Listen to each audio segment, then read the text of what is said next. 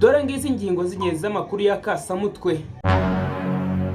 Kinyusi na The Ben bakomeje gushyidikanira umwanya w'uyoboye Views mu Rwanda. Naho umubyinnyi wanyu General Benda akomeje kunyurwa n'urukundo arimo we na Semuhungu ngo bari no mu kwezi kwa buki.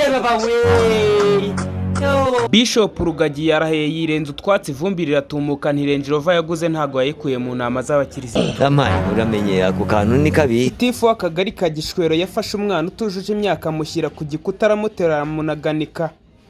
Amukora ibyo bita kumucumira kumwica. Mbahaye ikaze ku buryo burambuye. Reka dutangire kuri ino nkuru. Bruce Melody na The Ben barimo barahanganira Views bitewe nuko umwe yabanje muri game undi azamukurikiye.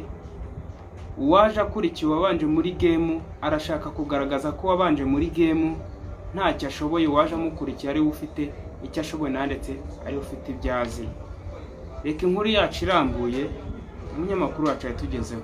Hashize iminsi 10 shyira 11 makaruru udaca hagati ya Melody na The Ben bapfa indirimbo ngo Views na Views zikomeje kuba ingenzi hano kuri ino mihanda, aho umwagura undi agakoresha abantu be, ugasanga impaka ziracyari urudaca muri ibyo bintu, aho umuhanzi Bruce Melody akomeza kugaragaza yuko arenze The Ben rwose, na The Ben agakomeza kumvisha yuko Bruce Melody kurenga The Ben ari nko gushakira amata mu matako ya nyirahuku.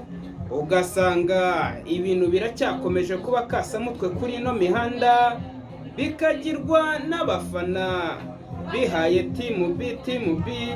Ugasanga impaka ziracyari impaka, urudaca urucabana, aho Bruce Melody muri Views ashyiramo inoti nyinshi cyane, The Ben agaterekaho akigaramira gusa ngo bizisobanura.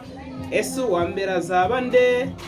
Ukurikira uwa mbere cyangwa uwo bita uwa nyuma ninde? Umudansaza ukomeye cyane mu Rwanda benshi bakunze kwita General Benda yaba yaratangiye ibikorwa by'ubutinganyi kuri ubu ngubu, akaba banye neza n'umutinganyi bita Semuhungu ubwo yarakubutse mu bihugu by'amahanga azanye umuco mu Rwanda. Inkuru irambuye reka umunyamakuru wacu ayitugezeho.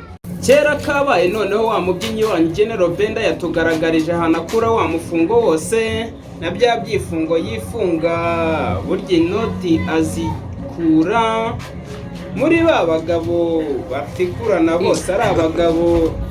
Uyu muhungu ubwo yaje kugaragara ava mu rukundo n'abari bose bari baziranye, nyuma tugasanga yacamitanye cyangwa yacamatanye no gukamatana na Semuhungu. Mbega ibintu byaje guhinduka, ukuri kugenda kwigaragaza. Bishop Rugagi ubwo yari ari mu kiganiro bamubajije ku by'amamodoka y'agaciro afite, ahakana yuko amamodoka y'agaciro afite yakuye mu maturo y'abakirisitu arimo Range Rover n'ibindi n'amataje n'ibiki, arabihakana arigarama. Ku munyamakuru wacu tugezeho inkuru irambuye.